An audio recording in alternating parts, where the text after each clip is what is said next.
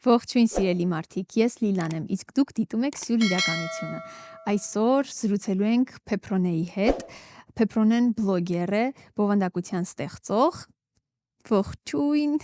լավ ես Փեփրոնե։ Լավ, մերսի։ Այսօր խոսելու ենք սննդի սյուր կարևորության մասին, թե մեր օրերում, մեր իրականությունում որքան կարևոր է առողջ սննդի դերը։ Այո, շատ կարևոր, գերկարևոր, ես կարծում եմ թեմա։ Սամ հետաքրքիր զրույց կունենանք։ Ես էլ եմ հուսով։ Փեփրոնե, արդյոք Հայաստանում ըստ ձեզ հնարավոր է այլևս հողագործությամբ զբաղվել առանց որևէ դեղորայքի օգտագործման։ Ինձ թվում է ցանկացած տեղ հնարավոր է։ Այլ հարցը թե ինչքան մեծ ցանկություն ունենք, որովհետև մաքուր գյուղատնտեսությունը ենթադրում է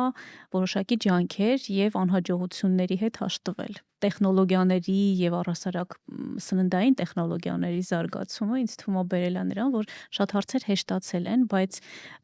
ի վնաս սննդի որակի ամբողջ աշխարհում այդ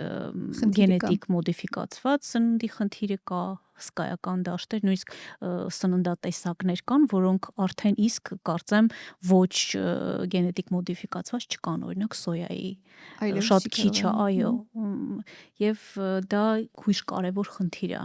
Ինձ թվում է մենք էլ անցնում ենք մի քիչ ավելի ուշ ենք երևի թևակողել, միջև այս վերջերս պնդում ենք, որ Հայաստանում չկա նման բան։ Այո, չկա նման բան, բայց ինձ թվում է դա այդպես չի, ցավոք սրտի այդ տեխնոլոգիաները նաեւ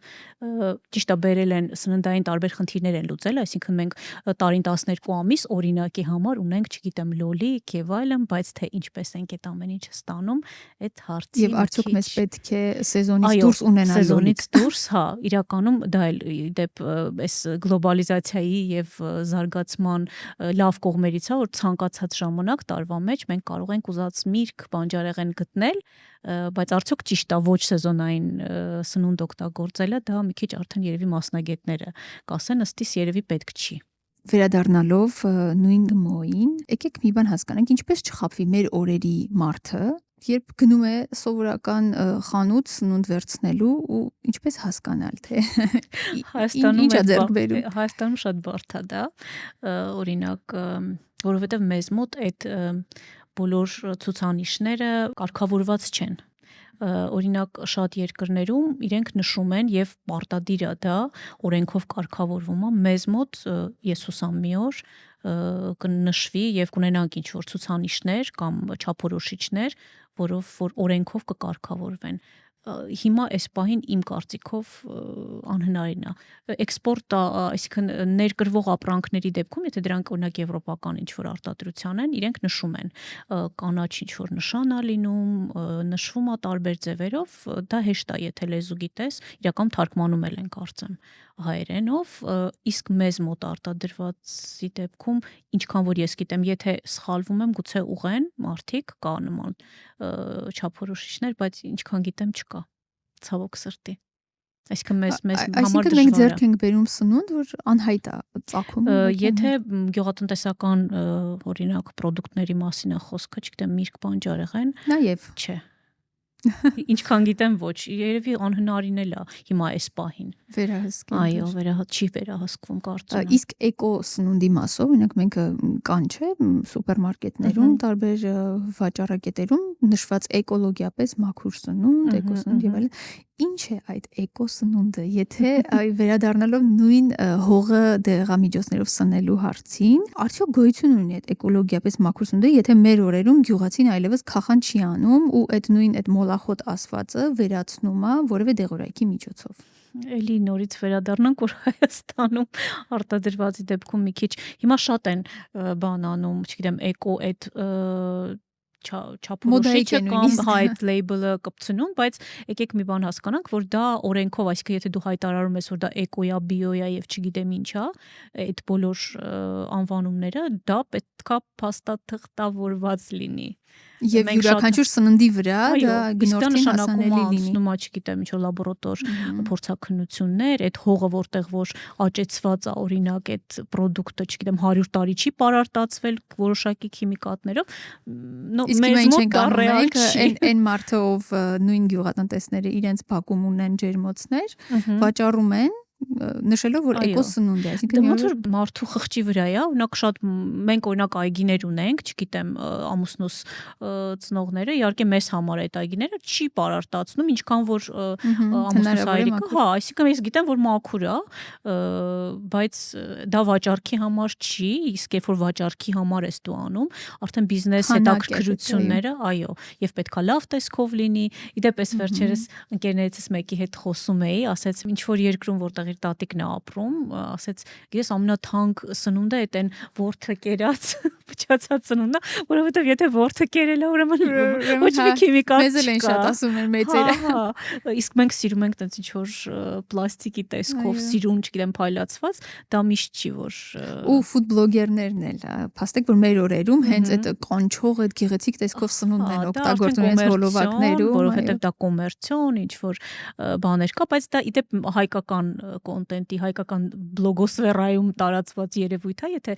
դուրս գաք դրսում նայեք, շատ այդ էկո ֆարմ մարքետներից գնված սիրուն, օրինակ ինձ համար դա է սիրուն, չգիտեմ,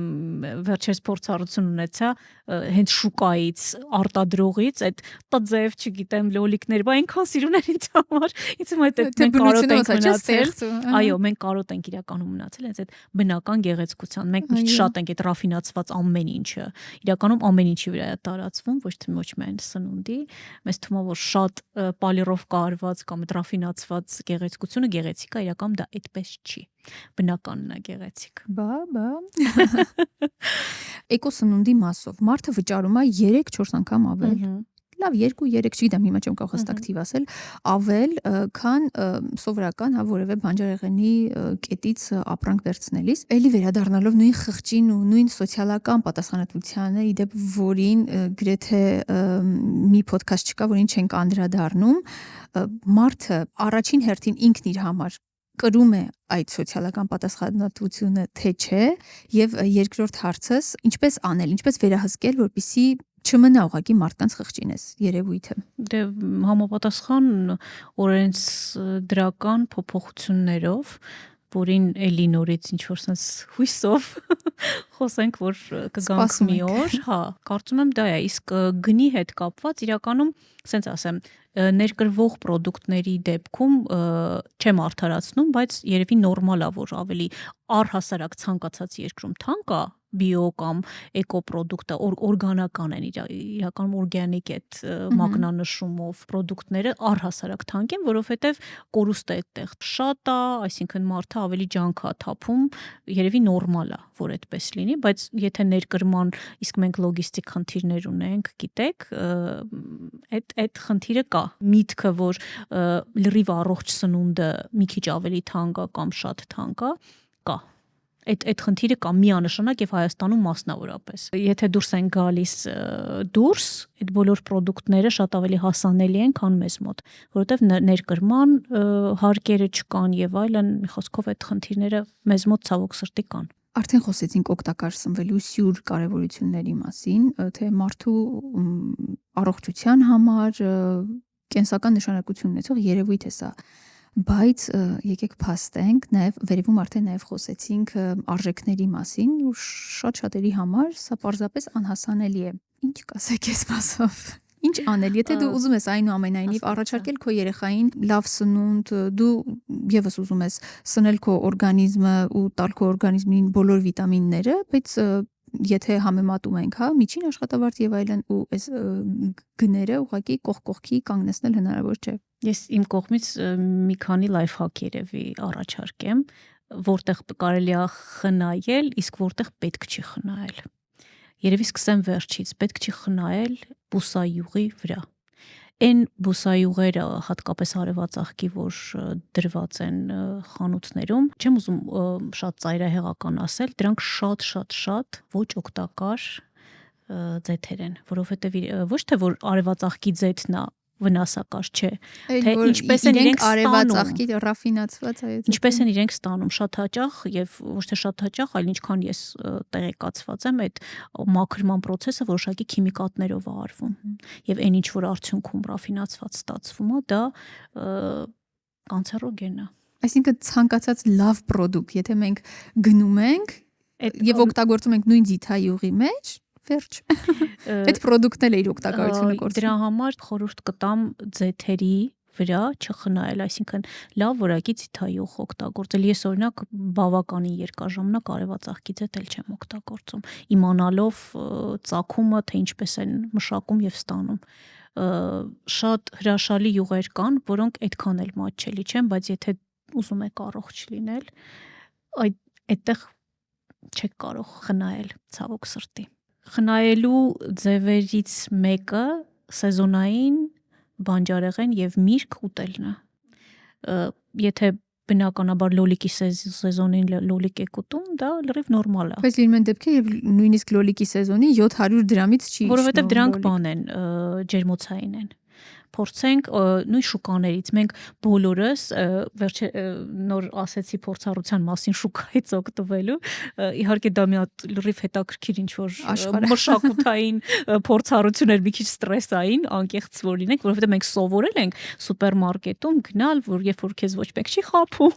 չի խանգարում, չի համոզում, բայց այնքան հետաքրքիր կոլորիտային ինչ որ մի բան էլ կա, ես իրականում մենակ բացական չէր, բայց պետք է ուղղակի ուշադիր լինել, օրինակ գնել շուկաներից, օր հատկացնել, չգիտեմ, դա էլ ինչ որ ինձ համար օրինակ շատ հետաքրքիր բան է շուկա գնալը, որ մեր իրականության մեջ հայկական հիմա տեղը զիջել է սուպերմարկետային այդ գնումներին, բայց այնտեղ կարող եք հենց գյուղացու աճեցրած պրոդուկտներ ձեռք բերել, ավելի էժան, ավելի, չգիտեմ, ավելի մաքուր, հատիկեղենի օգտագործումը, դրանք բավականին մատչելի են, օրինակ եւ ել չեմ ասում, թե ինչքան օգտակար են տարբեր հատիկեղենի օգտագործումը, այդտեղ կարելի է խնայել, այդ սննդային դատարկ ինչ որ բաներ չառնելը, չգիտեմ, կոնֆետներ եւ այլն, շատ հաճախ մենք այդ քաղցրի տարբեր ինչ որ պահանջներ շատ վատ պրոդուկտներով ենք լրացնում, որ ու ասեմ ձեզ, հեչել, եթե ամսվա կտրվածքով նայում եք, դրանք բավականին ծախսատար կարող են լինել։ Բանիկ։ Նաև մի բան էլ ավելացնեմ, որ եթե նույնիսկ մատչելի են, երկարաժամկետ կտրվածքով դրանք կարող են վատ ազդեցություն ունենալով ձեր առողջության վրա, հետո բերեն ավելի մեծ ծախսերի, արդեն բժիշկներին ստիպված պատճառահետևանքային կապը գտնել։ Պատճառահետևանքային ինչի համար, եթե կարելի է խելամիտ մոտենալ։ Միևնույն ժամանակ չեմ օրինակ մեղադրում, որովհետև մեր կյանքը հիմա շատ արագ է դարձել։ Մենք շատ հաճախ ուզում ենք պատրաստի սնունդ ունենալ, չենք հասցնում։ Իրոք չենք հասցնում։ Ուղղակի այդտեղ պետք է պլանավորում։ Փաստենք, որ չենք հասցնում։ Հա, բայց մենք ունենք սառնարաններ, սարցարաններ։ Իսկ եթե դու օրվա մեծ մասը տանը չես, այդ դեպքում ինչ ես։ Եթե հասցնում ես ուղղակի քո երեխայի ուտելիքը պատրաստել, ես հասկանում եմ, բայց օրինակ շաբաթ-կիրակի կարելի է ինչ որ մի քանի ժամ, 1-2 ժամ հատկացնել, օրինակ ինչ որ բաներ պատրաստի, պատրաստուկներ, հա, զագատով կարուսերեն, անել, սարցարանում պահել եւ շաբաթվա ընթացքում ունենալ։ Այդ աշխատող կանայք եւ այն կանայք, ովքեր որ ուզում են առողջացնել, այդ տարբեր հիմա ինտերնետը լիքն է այդպիսի ինֆորմացիայով, որ կարելի է, եթե դա ուղղակի ցանկության երևի հարց է, հետո փոքրիկ երեխայի դեպքում երևի պետքա մի քիչ այստեղ մի քիչ հոգեբանական sense առաջինը երեխայի մասը չէ, այն իմաստով, որ պետք չի ունենալ ինչ որ պերիոդ կարող է լինի կյանքում, որ ինչ որ չես հասցնում, լավ չես քնում, մենք շատ հաճախ նայում ենք սոցցանցերում իդեալական ինչ որ կերպարների, մեզ թվում է բոլորի մոտ ամեն ինչ իդեալական է, այո, իրանք ամեն ինչ հասցնում են եւ այլն, բայց դա տենց չի։ Այսինքն պետք է գիտակցել, այո, պետք է գիտակցել, հետո քո հարթության մեջ համեմատություններ անել։ Երբեք մեծ երեխաներ ունեցող կամ առհասարակ երեխաներ չունեցող կինն ու փոքրիկ երեխա ունեցող կինը նույն իրականության մեջ չեն ապրում, այո։ Իսկ մեզ հասանելի է դարձրել ինտերնետը բոլորի կյանքին, չգիտեմ ինչի, բայց նայում ենք ու սենց չգիտեմ ինչ-որ կոմպլեքսներ, բարդույթներ, թե ինչի ինձ մոտ էսպես չի, ինքը չգիտեմ հասցնում է ճամփորդել, աշխատել, 3 տեղ բիզնես վարել, 10 հատ երեխա ունի ու ամեն ինչ հասցնում է, ես ոչ մի բան չեմ հասցնում, դե դա իրականում տենց չի։ Ուղղակի պետք է ֆիլտրել ու հասկանալ, որ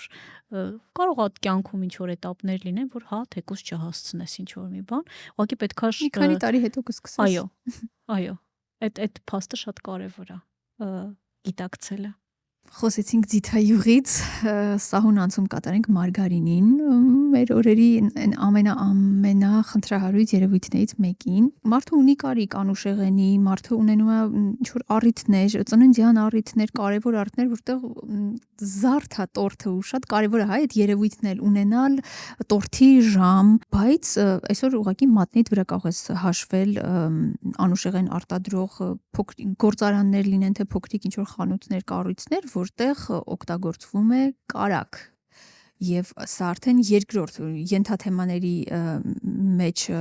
մխրճվելով ասեմ, որ կարագը եւս խնդրահարույց երևույթ է մեր օրերում, որովհետև խառնում են, այո։ Այո, խառնուրդներ են ու այսօր իսկապես շատ բարդ է թեստերի միջով պետք է անցնել, որպեսզի գտնել իրապես մաքուր կարագ։ Մի փոքր երկար է ստացվում հարցս, բայց մի բան էլ ասեմ, այսօր ուղղակի մեր օրերում ինձ համար գոնե թե ամենախնդրահարույց երևույթներից մեկն այն է, որ լավաշի մեջ նույնիսկ օգտագործում են ճիշտ է փոքր քանակությամբ, բայց մարգարին են օգտագործում, որպեսզի ավելի փխրուն լինի, ավելի համեղ լինի։ Բացարձակ, բայց տենց չի, ախր։ Այդ ռեզին վիճակից ազատվելու համար ազգային դասական բաղադրատոմսի մեջ ընդհանրապես յուղային ոչ մի բան չկա։ Ալյուր, ջուր, դեռ կվերադառնանք ձեր թթխմորով հացի ծեսերին։ Իմ սիրելի թեմաներն են։ Բայց հիմա մարգարինի մասին խոսենք։ Եթե ես ընդհանրապես ծայրահեղական չեմ, այդ բոլոր սննդային նախընտրություններով, բայց կա երկու թեմա, որի դեպքում ես գերծայրահեղական եմ, դա մարգարինն է եւ շաքարավազը ռաֆինացված սպիտակ։ Մարգարինը մի այլ ընդհանրապես պատմություն է, որովհետեւ եթե դուք ուզում եք 100%-ով ձեր առողջությունը ավիրել, մարգարինով, սնունդ տրանս ճարպերով սնունդ օգտագործեք։ Եվ մի բան ասենք մեր լսողներին, սիրելիներս, մարգարինը, եթե ինչ-որ բան սխալ լինի, խնդրում եմ ինձ ուղղեք, արյունատար անոթների վրա չէ իջնում է, լցվում է արյունատար անոթներին ու էլ ընդհանրապես շանս չունենք մենք այլևս վերացնելու այդ ճարպակալումը։ Ի տարբերություն այլ յուղերի կամ նույն կարագի, մարգարինի այն բաղադրիչները, որոնք որ այդ ճարպերի մեջ են մտնում, իրենք շատ բարձր ջերմաստիճանում են հալվում դուրս գալիս։ Մենք փաստացի պետքա տենց մի 50 աստիճան ջերմություն ունենանք, որը անհնարին է, որ այդ ճարպերը դուրս գան։ Դա երբ որ մտավ մեր օրգանիզմ, մնում է ամբողջ օրգանիզմում, ճարպակալված օրգաններ են ունենում ու ժամանակից շուտ դուրս է գալիս, անոթները խայտառակ վիճակում, որ կարող է բերել շատ անոթային խնդիրների, քանի որ ես բժիշկ չեմ խորանա ավելի բաներ չեմ ասի, բայց մի խոսքով դա ահավոր վատ սնունդ է եւ շատ ճիշտ նշեցիր, որ հիմա ցավոք սրտի, քանի որ ես հասկանում եմ, որ դա զուտ գնային առումով է պայմանավորված, մատերի վրա կարելի է հաշվել հրուշակագործերների, ովքեր որ իրենց խմորեղեններում օգտագործում են նորմալ պրոդուկտներ, մասնավորապես բարձր որակի կարագ։ Ամեն տեղ մարգարինը կամ խափում են այդ մասով կամ խափված է։ Դա արդեն այո, կարագներ էլ կան, որտեղ որ խառնուրդ է, դա չի լավացնում իրավիճակը։ Սպրեդ, դա այդ բոլոր տրանսճարպերի տարբեր կատեգորիաներ են։ Կարագ, մեծ տառերով կարագ, մանր տառերով։ Այո, բուսական ճարպ։ Ինչպես տարբերակել, պետք է ուղղակի սովորել, կարդալ։ Ինձ մոտ դա հիվանդություն է, երբ որ ես ինչ-որ բան եմ առնում, միշտ կարդում եմ բաղադրությունը, եթե որևէ տեղ կտեսնեք բուսական ճարպ, դրեք մի կողմ ուղղակի։ Լավագույն դեպքում թող բուսայուղով լինի, բայց դե էլի բուսայուղի տարբեր էլի խոսեցինք տեսակներ կան։ Մարգարինի մասով խոլեստերինի խնդիր ունի, հա, ամեն երկրորդ մարդը, եթե առաջ 60-ից 70-ից հետո էր, հիմա մինչև 30 տարեկան այո, լյարդի ճարպակալում, տարբեր խնդիրներ, որ շատ ակտուալ են ցավոք սրտի դարձել։ Մենք դե արդեն շատ ենք սխալվել, ինձ թվում է, պետքա ինչ-որ պահի սկսած պետքա որոշում կայացնել ու հրաժարվել, բայց ինչը վերաբերում է մեր երեխաներին, գոնե թե իրենց մասով պետք է շատ ուսումնասիրենք ու հետաքրքրվենք եւ ուղղակի հրաժարվենք որոշ սննդամթերքներից, որոնք իսկապես շատ մեծ խնդիրներ են ստեղծում մեր օրգանիզմի համար, նյութափոխանակություն։ Ես մի քիչ այդ տարիքայինի հետ կապված փոքր բան ասեմ, ես կոնկրետ օրինակ 87 թիվ եմ ու մենք անցել ենք 90-ականների միջով։ Այսինքն հենց դրա մասին է խոսքը, ես էլ 90-ականների ծնունդ եմ։ Այդ խնդիրը, այսինքն ճիշտ է, կար ինֆորմացվածության, որովհետև այս վերջին տարիներին հատկապես շատ են խոսում, դա շատ ակտուալ թեմա է եւ այլն, բայց մի քիչ մեր ծնողների նկատմամբ երևի ներողամիտ գտնենք, չնայած օրինակ հիմա ես որ հետ եմ նայում, իմ ծնողները շատ ճիշտ են։ Նույնիսկ այդ վատ բաները չէին առնում, շատ քիչ էր, սահմանափակ էր, բայց իրենք չգիտեմ ինչի գիտակցում էին, որ օրինակ չգիտեմ, այդ մարգարինը կամ ինչ որ հին այդ նրբերշիկները, որ բերում էին, չգիտեմ, Կանադայից, չգիտեմ ինչ, պետք չի գնել, հետո պարզվեց, որ դրանք օրինակ առողջության համար լավ ազդեցություն չունեն։ Բայց այդ խնդիրը կա, ուզում ասեմ մի քիչ ներողամիտ գտնվենք, որովհետև մենք շատ ծանր պերիոդ ենք անցել, բայց հիմա մենք գոնե ունենք հնարավորություն այո մեր երեխաներին ճիշտ սննդային վարք դաստիարակել։ Այո։ Ու այստեղ ցավոք սրտի տենց գալիս են տատիկներ, մամաներ, բախումներ, չգիտեմ այն մամաները, ովքեր որ կարդում են, հետաքրքրվում են, փորձում են ինչ-որ ինչի մենք ժամանակին որ տվել ենք, ինչ ա եղել, կոնֆետների ազդեցությունը ախր առաջ եւ ինֆորմացիայի պակասը, բացի դրանից հենց սննդի պակասն է եղել, շատ լուրջ հարցեր ու խնդիրներ են, բայց շարժման։ Այո, իսկ այսօր մեր օրերում ունենալ այսքան, լինել այսքան ինֆորմացված, ամեն ինչ հասանելի է մեզ եւ շարունակել ապրել նույն կերպ, այդ դա արդեն ես մի փոքր բան էլ ավելացնեմ, երբ որ նայում ենք օրինակ ազգային խոհանոցի, ուղղակի այդ թեմաների վրա այնքան եմ տարբեր ձևերով մտածել, ուսումնասիրել, կիսվեմ այդ ինսայթներով, ազգային խոհանոցին նույնիսկ որ նայում ենք, շատ օրինակ ուտեստներ կան, որ այսօր ես հասկանում դրանք առողջ չեն։ Օրինակ, չգիտեմ, խավիծը, այնտեղ, չգիտեմ, մի քանի բան կա, որ յուղով դաղում են, բայց մի հատ sense փոքրիկ նրբություն կա ու դա շատ կարևոր է։ Մեր կյանքում մենք հիմա շատ քիչ ենք շարժվում։ Ցանկացած բան, այո, եթե այն ժամանակ, չգիտեմ, օրինակ շատ յուղոտ ուտելի կալորիականությունը, բա օրվա նորման բավականին բարձր է եղել, որովհետև չեմ մարդիկ առավոտից իրիկուն դաշտերում են աշխատել, հա, ու շարժումը իրականում այդ առողջ ապրելակերպի մի ճյուղերից մեկն է կարևոր։ Իդեպ շատ կարևոր, որովհետև ցանկացած բան, օրինակ կալորիական կամ օրինակ նույն շագ քաղցր պարունակող կարելի է այդ հարցը լուծել շատ շարժվելով։ Բայց մենք հիմա այս պահին շատերս համակարգիչների առաջ ենք աշխատում, շատերը նստած են այդ հեռախոսներով ու շատ քիչ են շարժվում։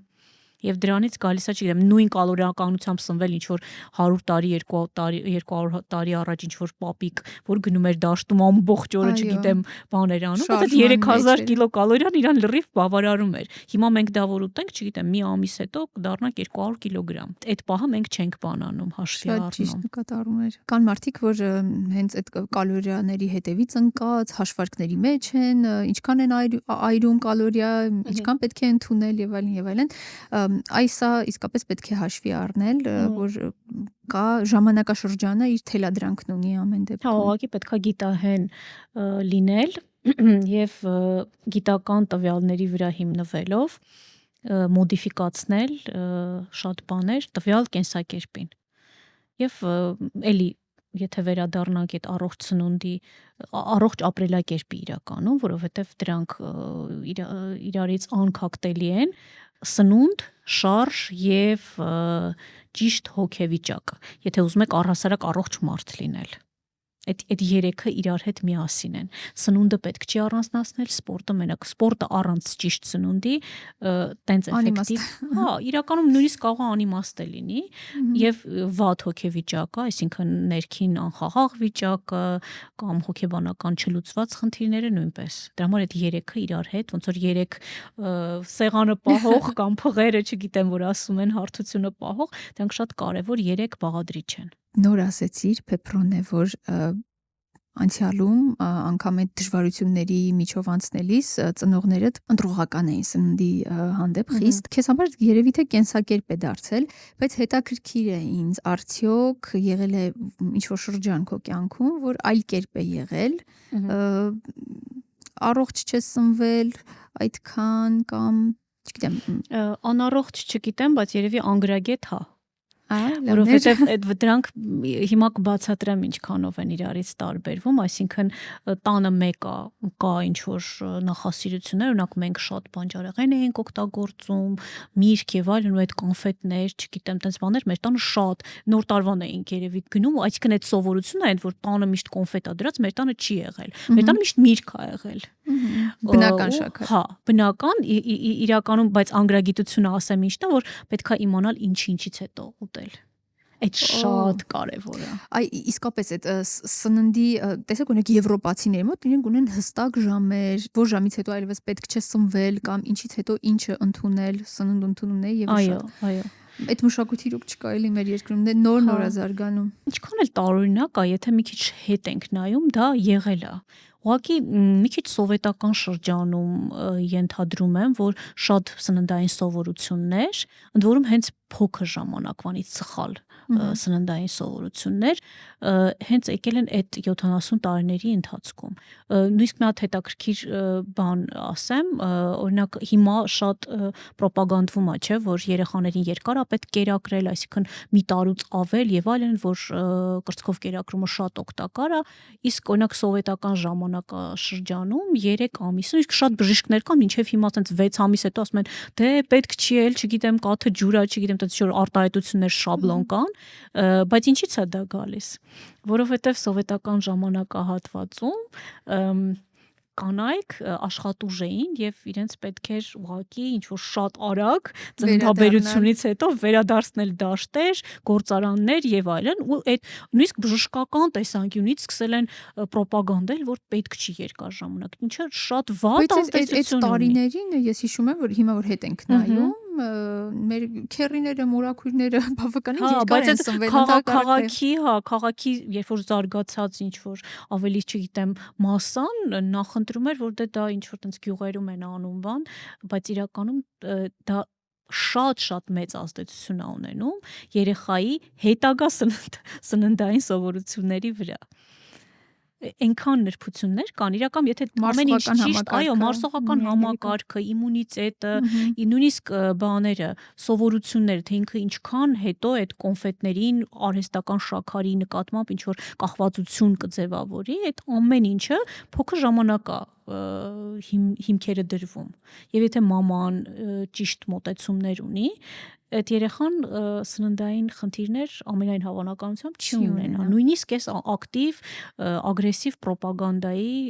դեպքում։ Միևնույնն է, ընտրելու են ինչին սովոր արդեն։ Այո։ Իսկ քո բանաձևը, Փեփրոնե, ինչից հետո ուտելու հիմա արդեն։ Իրականում վերջին 1-2 տարվա մեջ ես մի հատ շատ կարևոր ու շատ լավ սովորություն եմ ձեռք բերել սննդային, որ իդեպ էլի գիտահեն է ու հիմա առաջատար շատ բժիշկներ, դիետոլոգներ եւ հատկապես դիաբետի մասնագետներ խորհուրդ են տալիս, ովքեր որ զբաղվում են շաքարի հարցերով, ուրեմն ցանկացած սննդընդունում սկսվում է բանջարեղենից, բջջանյութից։ Աղցաններ, բանջարեղեն եւ այլն, իդեպ ասեմ, որ լոլիկն ու վարունգը եկեք չհաշվենք, բջջանյութ, որովհետեւ դա հիմնական ջուր է, ի նկատմամբ ավելի, օրինակ, չգիտեմ, կաղամբ, գազար եւ այլն, դա եկեք բջջանյութ համարենք, միշտ սկսվում է բանջարեղենից, ինչ որ աղցանային տարբերակից, կանաչիներից եւ այլն, հետո սահուն արդեն սկսում եմ, չգիտեմ, սպիտակուցներ եւ այլն եւ ամենավերջում օգտագործում եմ ածխաջրերը։ Ինչի է դա բերել։ Նախ բոլորս էլ այդ բան կա, չէ՞, որ չգիտեմ հաց ուտելուց հետո մենք չգիտեմ էներգիան ենք կորցնում, տեսակ ոնց որ տենց ժողովրդական լեզվով ասում են բան, չգիտեմ, գլխից արյունը իջավ ստամոքս, թե ինչ-որ տենց լսած կլինեն մարդիկ, իրականում նման այդ ինչի է դա լինում, որովհետև երբ որ դուք հաց եք ուտում, շաքարի մակարդակը ձեր բարձրանում է արյան մեջ։ Նման ձևով մարսողական process-ն է սկսվում։ Այո, բայց այդ պիկերը դուք չեք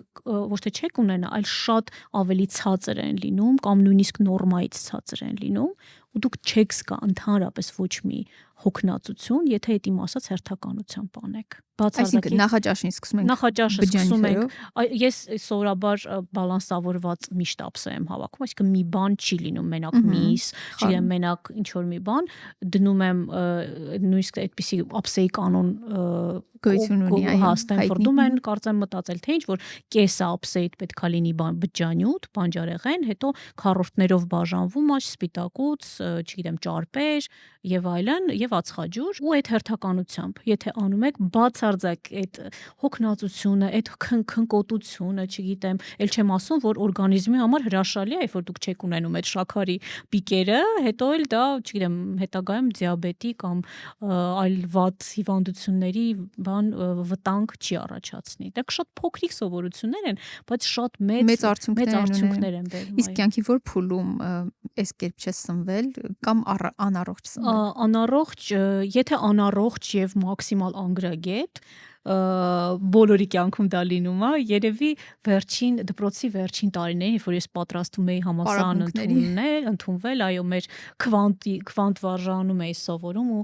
երեխաներով սովորություն ունեին գնալ բուֆետ։ Իդեպ այդ շատ ցավոտ թեմա է, արի դրա մասն էլ խոսենք, որ մեր բուֆետներում չկար գոյություն չուներ առողջ սնունդ, բայց հիմա էլ չունի։ Ես չգիտեմ ինչ որ մասնավոր դպրոցներում գուցե կան, ինչ են վաճառում, ինչ որ բուլկիներ, տապակած, չգիտեմ, հացահատիկեղեն, այսինքն հա, բայց դրսում շատ ընդունված ինչ որ բաներ կար, դու կարող ես, չգիտեմ, աղցան վերցնել եւ այլն։ Բայց հիմա այդ լանչ բոքսերը բավականին ակտուալ են։ Դա մամաների էլի խղճին է, որ տարբեր բաներ դու երեխաներիդ համար ուղարկես դպրոց, դա լավ է որ կա, բայց ուզում ասեմ այդ իմ կյանքի Հիմա որ նայում եմ առաջին դասարանի երեխաները գրեթե բոլորը ունեն ու տանում են իրենց ընդմիջումներին։ Հրաշալի է, բրավո այդ մամաներին, ովքեր որ մտածում են դրա մասին, որ ինչ որ կորժիկի, չգիտեմ, վատ բանով, մարգարինով սարքած խաչապուրու հույսին երեխեքին չեն թողնում։ Այդ շատ կարևոր իդեպ բան է ու այդ իմ կյանքի sense երևի միակ այդ թելն է, որ այդ ընթացքում, չգիտեմ, ոչինչ չէինք հասցնում, դժվար էր եւ այլն, բայց հետո ես շատ արագ համալսարան ընդունվելուց հետո ուղղվեցի նորից։ Լավ, ամփոփենք այս ամենը, միասին հասկանալով մի բան։ Շատ ժամանակ կա, հա, պետք դնել այս ամենի մեջ, որպեսզի ունենանք այն արդյունքները, ինչի մասին որ խոսեցինք։ Ինչքան էլ պլանավոր ենք, այն ճանապարհը որ նոր անցանք, հա, ամբողջ շաբաթվա համար սնունդ ունենալ, սարսախցիկում պահեստավորված ինչ որ բաներ ունենալ, այնուամենայնիվ, մինչև սա դառնա կենսակերպ ու բնականon ինչ որ երևույթ մեր կյանքում, մեծ ճանապարհ է, հա, պետք անցնես, ինֆորմատիվ գիտականորեն ապացուցված է ցանկացած բան դառնում է սովորություն 60 թե 61 օրվա ընթացքում, դա գիտական փաստ եմ ասում, ցանկացած սովորություն։ Սկզբում դժվար է ու իդեպ մի բան էլ ասեմ, որ առհասարակ քանի որ սնունդի հետ է կապված կամքի դրսևորումները, կամքը մկանի պես է։ Եթե դու զարգացնում ես այն, մի քանի անգամ ինչ որ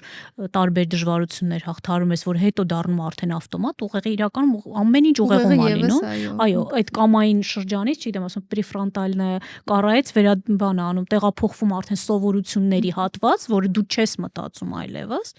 դա արդեն այդքան ժամանակատար, էներգատար եւ խնդիրներ չի առաջացնում։ Ընդհանրապես պետք է այդ 2 ամիսը այդ անգլերեն լավ բառ կա consistency հարատևություն, երևի ճիշտ թարգմանեմ, ամեն օր փոքրիկ քայլերով, այո, ուղղակի չկանգնել։ Եթե մի անգամ սխալվեցիր, երկրորդ անգամ չանել այդ սխալը, այլ մտածել վերջ, հիմնականում տենց է, չէ՞, մի անգամ շեղվում ես, բոլորը 2 օրը նիհարում են, չգիտեմ, այլ ընդհակառակը շեղվեցինք ճանապարհից, ոչ մի խնդիր, հա, այսինքն էդ էլ առողջ երևի հոգեբանական մոտեցում է, որ կարող ես մի օր ինչ որ սխալ թույլ տալ, կարևորը երկրորդ անգամ, երրորդ անգամ դա չդարձնել սովորություն։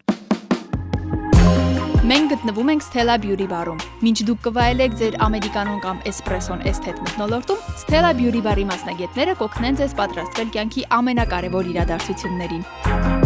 Մատնահարդարում, ոդնահարդարում, վարսահարդարում, դիմահարդարում, թարթիչների հոնքերի լամինացիա, բիոտատուաժ, ձևավորում եւ շտկում։ Արի Stella Beauty Bar։ Փեփրոնե, մեր օրերում, երբ որ ես զրուցում եմ ինձ ժամանակակից հասակակից երիտասարդ մամաների հետ, կստեմ, որ ասեմ, իրենք ուշադիր չեն, իսկապես մեր օրերում բոլորն էլ ուշադիր են, թե ինչ են տալիս իրենց երեխաներին ու հատկապես մարգարին եւ այս տեսակ սնունդներից փորձում են հետ պահել, բայց կա մի հարց, որ երբ որ շատ ես խորանում հարցի մեջ, իսկ այս այն պարագանա, որ արժե խորանալ հարցի մեջ, հասկանում ես մի պարզ բան, ինչ որ պահից սկսած անհնար է վերահսկել, հա, եթե վերադառնանք ամենասկզբին մենք սկսեցինք GMO-ից, երբ հասկանում ենք, որ հողը վատ վիճակում է գտնվում ու դեղորայքով է սնվում ու այդտեղից ստեղծված ցանկացած product այլևս այն առողջարար ու սննդարար product-ը չի, ոնց ժամանակին էր, եւ այս ամենի արդյունքում մենք գալիս ենք այն կետին, որ ինչ որ պահից սկսած հոգնում ենք վերահսկել։ Ինչ անել այս երևույթի հետ, այսինքն արդյոք արժե մանրախնդրորեն անverջ դիտարկել ամեն բանի վրա կարդալով գնել ինչ որ բան, այդ հոգնածումը, Ես մի քանի բան ուղղակի կասեմ, նախ շատ կարևոր է թե դուք ոնց եք նայում հարցին, այսինքն եթե դա մարդու համար վայ, ինչ տառապանք ավելաուշման չկարդամ, երեք իդեպ շատ հետաքրքիր այդ մտքի հետ շատ կարևոր իրականում կապված բան է, կարդում էի, ցավը անխուսափելի է, բայց տառապանքը ընտրովի է։ Այսինքն sense տենես բոլորս ցավ զգալու ենք, բայց դրանից տառապենք, թե չէ մենք ենք որոշում դա տառապանք է, թե չէ, թե կյանքի ինչ որ սովորելու մի բան է։ Հիմա նույն եթե այս միտքը տեղափոխեմ սնունդի վրա, եթե մենք այդ ամեն ինչին նայում ենք որպես տառապանք, այլ ոչ թե կյանքի սովորական ինչ որ հատված, որ դու պիտի կարդաս ինչ ես ուտում։ Նորմա է դա։ Կրթվելը նորմալ, օրինակ շատ մարդիկ, ինձ օրինակ ես 38 գրեթե տարեկան եմ, մեկ-մեկ ասում, «Հո, չես օգնես սովորելուց», բայց ինձ հետաքրքիր է, ես չեմ տառապում սովորելուց։ Երբ որ ես չսովորեմ, դա ինձ համար տառապանք կլինի, կամ ինչի ես չգիտեմ 6 անգամ կամ 5 անգամ 10 տարի է սովորում ես, հերիք չի, էլի ես ընդունվում, էլի։ Դա բան է, մոտեցում է, տեսլական է։ Եթե առողջ սնվելը կամ ճիշտ մոտեցումներ ունենալը տառապանք է, հանգիստ կարող ես գնալ, հետո տառապել։ Sense տենես տառապելու ես։ Ավելի լուրջ խնդիրներով հետո։ Ծայրահեղական, օրինակ ես ինքս որ օրինակ հյուր եմ գնում, ինձ խմորեղեն են հյուրասիրում, ես այնքան եմ ընթացքում առողջ սնվել, որ եթե ես չվիրավորեմ այդ մարդուն, թեկուզ մի կտոր խմորեղեն եմ ուտում, աշխարհը դրանից չի քանդվում։ Այ կքանդվի, երբ որ ես սկսեմ ծայրահեղական ինչ որ, վայ, գիտեք, ես շաքար չեմ օգտագործում, շաքար չես օգտագործում, մի հենց դրա մասին է խոսքը, որ շատերը մտածում որ պետք է ծայրահեղական լինի, որ ամեն ինչ իդեալական ու լավ լինի, բայց դրա մեջ կարող դա, չենք կարող։ Իսկ հողի եւ այլն այդ պեստիցիդներով կամ չգիտեմ քիմիական նյութերով իրականում կան ձևեր, չգիտեմ, օրինակ կանաչին լվալուց թողեք, չգիտեմ, աղաջրի մեջ կամ ինչ որ կանոններ կան, որ որոշ մասը, չգիտեմ, դուրս է գալիս կամ այսինքն դա էլ ինչ որ գրագիտության օգտագործման գրագետ մոտեցումներ են, որ էլի ինտերնետում լիքն է, կարելի է ուղղակի ցանկություն եւ մի քիչ աշխատասիրություն։ Մենք շատ մեր իրականությունը մեզ շատ ծույլ է դարձրել։ Մենք ուզենք ամեն ինչ պատրաստ լինի, բոլորը մեզ համար մտածած լինեն, մենք ուղղակի, չգիտեմ, պատրաստի գնանք բան անենք, բայց դա մեր կյանքի մի մասն է։ Պետք չի դրան նայել որպես ինչ որ տառապանք։ Իսկ կոնֆետ, թե չգիտեմ, քիմիական բանջարեղեն կամ չգիտեմ ինչ որ քիմիական նյութերով պարարտացված, ավելի լավ է բանջարեղեն, որովհետև բանջարեղենը մեկա բանջարեղեն է։ Այդ դատարկ, չգիտեմ, շաքարը օգտագործելուց հաստատ ավելի վնաս է, ու եթե այդ կանոններն էլ չգիտեմ պահել, գնել շուկայից կամ թեկուզ այդ ամեն ինչը իրականում լուծելի է, ուզում եմ ասեմ, տենց անհնարին ոչ մի բան չկա։ Բայց պետք չի անտեսել, որ իրականում խնդիր կա այդ անտեսման հետ կապված քաղաքում, քաղաքաբնակ, իրական ամբողջ աշխարհում, ոչ թե Հայաստանում, քաղաքաբնակ մարդիկ օրվա բջջանյութի նորման չեն ստանում։ Այսինքն դուք պատկերացնեք, չենք ուտում այնքան բանջարեղեն, միրգ, իսկ դա մեր առողջության բջջանյութը հատկապես, մեր աղեստամոքսային համակարգի գլխավոր sense այն բաներից է, առողջության ֆակտորներից է, իսկ մենք դա ուղղակի ես սեփական օրինակով կարող եմ ասել, այնքան մի շրջան եկավ, այնքան ես չեմ կերել, ուղղակի չկա էլ ցանկություն ուտելու միրգ։ Հենց դա սովորություն է։ Իսկ եթե կա մարդ, որ ուզում է, տեսնում է, ուզում է, սովորությունը ձևավորվում է անելուց։ Ես ինքս օրինակ ինձ այնպես եմ դաստիարակել այս տարիների ընթացքում, որ եթե ես գիտեմ, որ այս բանը օգտակար է, ես դա օգտագործում եմ եւ ես զգում եմ, որ հետո սիրում եմ դա։ Այսինքն որ վայ իմ քիմքին չգիտեմ մենակ շաքարն է հաճելի, դա էլ դրան էլ է սովորացրել։ Եթե հետ սովորես, ամեն ինչ կարելի է ինքդ քեզ դաստիարակել։ Ու մեր կյանքը իրականում հենց դրա մասին է։ Ես միք։ Համաձայն ես։ Վաղվանից սկսում ենք։ Վայ։ Էս ինչ հաղորդագրություն էր։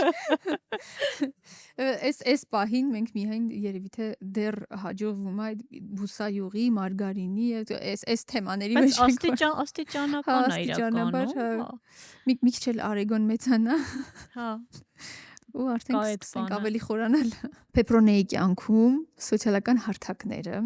եւ մինչեւ այդ սոցիալական հարթակը մի հատ է։ Այո, քո կյանքը մինչ այդ եւ հիմա։ Իրականում թե լավը կա սոցիալական մասնավորապես Instagram-ը, որովհետև հիմա վերջին տարիներին LinkedIn-ը չեմ հաշվում մասնագիտական, Instagram-ը վերջին տարիներին է, որ ինչ որ ակտիվ գործունեության ես բավական երկար ժամանակ պետք է եկավ, որ խոստովանեմ, որ դա էլ է աշխատանք, բլոգինգը, որովհետև դու բովանդակություն ես ստեղծում, մտածում ես ինչ անես, իմ դեպքում նենց անես, որ մարդկանց, չգիտեմ, ինչ որ օգուտ տաս եւ այլն։ Բացի օգուտները, որքան էսթետ է քո էջը կառուցված, այդ է շատ կարևոր, մոտենալ սննդին ու այդքան էսթետիկորեն, սպասքի ընտրությունից սկսած գույներ ու որքանով տեղյակ եմ, հա, քո էջից է երևում, որ ամեն բան դու ես անում, իսկ զրոյից նկարահանում, շատ բարդ, հետ արտադրական փուլ, շատ աննկարագրելի հիմա այս պահին բարդ է, երբ որ դու ես անում ամեն ինչ, իսկ վերադառնալով այն հարցին, թե ինչպիսին է կյանքը եղել մինչև սոցիալական ցանցերը, շատ ավելի հանգիստ, որովհետև սոցցանցերը բացի նրանից, որ դու հնարավորություն ես ստանում շատ մեծ քանակով մարդկանց հետ շփվել եւ այդ մարդկանց մեջ լինում են լիքը համախոհներ, ումից դու լիքը լավ դրական ինչ-որ բան ես ստանում, աննկարագրելի նաեւ սպառում ու քամում է քեզ։ Դրա համար մինչև սոցցանցերը շատ ավելի կենտրոնացած էի իմ աշխատանքի վրա, ընտանիքի վրա եւ այլն, հիմա փորձում եմ այդ ամեն ինչի հետ մեկտեղ նաեւ հանրային ինչ որ, հա, որ երբեմն հատկապես երբ շատ մեծ աուդիտորիայի հետ գործ ունես, ինձ մոտ sense կտրուկ իրականում այդ աճը տեղի ունեցավ 2 տարի առաջ էր, ես երևի մի քանի ամիս այդ հոգեբանության մեջ հայտնի է վիգարանիա կամ burnout կամ այրվածություն, բավականին երկար ժամանակ չէի հասկանում ինչա կատարվում, որովհետև անընդհատ դու տալիս ես ու սպառվում ես ու դա անմիջականորեն ազդում է քո եւ որքան մեծանում է լսանը, այդքան ավելի շատ էներգիա։ Հետո սովորեցի այդ ամեն ինչը տարանջատել նաեւ հոգեբանորեն, այսինքն ամեն ինչ քո մեջով չանցկացնել եւ այլն, եւ այդ իրականում սովորելու էլի վրա է, որտեվ ես ուզեցա, այսինքն այստեղ բան ընտրության պահ կար, կամ շարունակում ես, այսպես ու չգիտեմ, քեզնից ոչ մի բան չի մնում, էներգապես դու լրիվ դատարկվում ես, կամ սովորում ես աուդիտորիայի հետ աշխատել։ Որպես աշխատանք մոտենալ է, շատ կարևոր։ Եվ չբան անել, չբերել անձնական ինչ որ քո ներքին այդ կրուգը, որ քեզ կարող է շրջանը, որ քեզ կարող է քամի եւ սպառի։ Բայց էլի ժամանակ առ ժամանակ ունենում եմ պահեր, որ ուղակի չնայած մեծ է բլոգը եւ տարբեր համագործակցություններ կան եւ այլն, չես կարող, բայց ինչ որ շրջաններ ես եթե զգում եմ, որ ինձ դա պետք չի, ես ուզում եմ հանգստանալ, ես գնում եմ մի հատ լցվում եմ, չգիտեմ, գիրք եմ կարդում եւ այլն, որ վերադառնամ տալու բան ունենամ, թե չէ այդ ուղակի կոնտենտ հանուն կոնտենտի կամ բովանդակություն հանուն բովանդակության տենց ուղակի անիմաստ անհոգի բովանդակություն ստեղծելը ինձ թվում է ճիշտ չի։ Սոցիալական աշխարհի բանաձևը շարունակականության մեջ է ու հենց այդ ալգորիթմներն էլ որ մեզ տրվում են որևէ սոցկայքերի կողմից հենց ներկա գտնվելու եւ պարբերաբար ներկա գտնվելու մեջ է։ Դա շատ տոքսիկ իդեպ երևույթ է։ Սրա մասին խոսենք, հոգեբանական կողմը սրա։ Ի վերջո մարդը սովորական, եթե մենք վերադառնանք մեր նախկին կյանքը, մենք աշխատում էինք, ինչ որ պահի դադար տալիս գնում հանգստանում եւ վերադառնում։ Հիմա սոցիալական աշխարհում էլ ենք, միասին ենք գնում հանգստանալու, ամեն ինչ անում ենք միասին։ Ես օրինակ այդպես չեմ անում, երբ հանգստանում եմ, ես թեկուզ այդ մի շաբաթը ընդհանրապես կարող կորեմ սոցցանցերից, որովհետև ես ուզում եմ ուղակի հանգստանալ։ Իսկ ինչ է տեղի ունենում ձեր ալգորիթմի հետ այդ ժամանակ։ Ոչ մի բան։ Ոչ մի բան։ Այսինքն պետք է հասնել ինչ որ դիրքի եւ դրանից հետո հնարավոր է այդ մի շաբաթ Դիրքը այդքան կապ չունի, ինչքան հետո դրանից հետո էլի շարունակական լինելը նորից եւ առաջարկել, հա եւ վերջապես այդ բովանդակությունը չի լինի այնքան լցված կամ անկեղծ, եթե դու հանգստացած չլինես։ Մենք ընդհանրապես, օրինակ ես պետք է վերջին հանգստանալ ամեն տարիներին եմ ինչից սովորել հանգստանալ, իրոք հանգստանալ։ Որն է ձեզ համար իրոք հանգստանալը։ Դադարացնել քո ռեգուլյար աշխատանքի ցանկացած դրսևորում։ Իսկ որն է վերալիցքավորման աղբյուրը բացի գրքերը։ Գրքերը առաջինը չեն, դա բնությունն է, դուրս գալ, քայլել, ընտանիքի հետ ժամանակ անցկացնել, երաժշտություն եւ նոր ինչ-որ բան, ընդհանրապես մեր ուղեղի համար, եթե ուզում եք ուղեղնել երկար ժամանակ թարմ ու առողջ մնա, անընդհատ նույն բաները, մենք ինչքան սովորությունների մասին խոսում ենք, այնքան շատ կարևոր է ուղեղի համար անընդհատ ինչ-որ նոր բան առաջարկելը։ Օրինակ Շարլ Ազնավուրը ասում էր, որ ինքը ամեն օր նոր օտար լեզվով ինչ-որ բառ է սովորում։ Դրա համար էլ 90-ն անց ինքը ուներ թարմ, ուղեղ եւ սթափեր եւ հեչ տարիքային ինչ որ խնդիրները չուներ, չէ՞, օրինակ մեծ մարդիկ հիշողության Շարլի հետ կապված մի բան էլ ես ավելացնեմ, իմ սիրելի թեմաներից է, ինքը նաեւ տարիների հետ հասկացել էր ինչը տարանջատել, այսինքն շատ շատերը ուղարկում էին իրենց սցենարներ, տարբեր ինչ որ մտքեր, առաջարկներ եւ այլն, ու ինքը հստակ գիտեր, հիմա այդ 1-2 ժամը որ ծախսում է, նստում է այդ սցենարը կարդալու համար, արդյոք դա պետք է իրեն թե ոչ։ Հա, դա էլ փորձով է երևի գալիս։ Այո, որին գնալ, որը բաց թողնել ու ունենալ այդ ժամանակը մի լավ ավել ֆիլմ նայելու կամ գիրք ընթերցելու համար թողնել այդ ժամանակը։ Այդ նոր բաները մեր ուղեղը շատ բան են առողջ են պահում։ Թեկուզ եթե գնում եք, չգիտեմ, ինչ որ տեղ, փորձեք ուրիշ ճանապարհով գնալ։ Ես երբեմն այդպես անում եմ, չգիտեմ, կա ավելի օպտիմալ օրինակ ճանապարհ տեղ գնալու, ինչ որ տեղ ժամանակ առ ժամանակ լրիվ ուրիշ ճանապարհով եմ գնում, որպեսզի ուշադրություն այ ճամփորդողները դա կհասկանան, երբ որ դու հայտնվում ես լրիվ անծանոթ միջավայրում ու դու ամեն ինչ դրանից հետո ինչքան թարմ, ինչքան սթափ, ինչքան էներգիայով լի եք, չես զգում։ Այ հենց այդ է, երբ որ ամեն ինչ նոր է, դու ամեն ինչ սովորում ես։ Ոչ մի սովորական բան չկա։ Երեխայի նման։ Երեխայի պես, հենց դա է, երեխայի պես։ Ու իդեպ երիտասարդ մնալու գաղտնիքներից մեկը ոչ թե բանն է, ինչ որ կոսմետիկա կամ ինչ որ պրոցեդուրաներ անել եւ այլն, այլ անընդհատ ուսանողի կարգավիճակն, ինչ որ մի նոր բան անընդհատ սովորեք։ Քանի սովորում ես, դու երիտասարդ ես։ Այդ փոքրիկ տենց գաղտնիք։ Այո, իմ հոգեբանության դասախոսով ավաղ մի քանի օր առաջ այլևս լուսահոգի է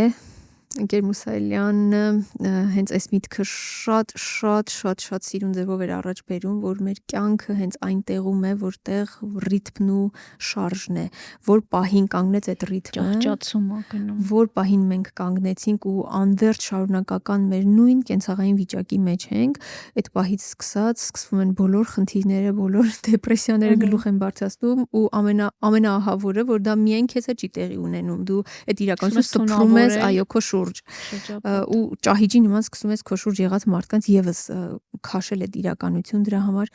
իրոք մեր կյանքը շարունակականության մեջ է, դրա համար ես հիմա որ նայում եմ այս սոցիալական հարթակի թելադրած իրականությունը, երբեմն շատ սպառող է, դուք շատ ճիշտ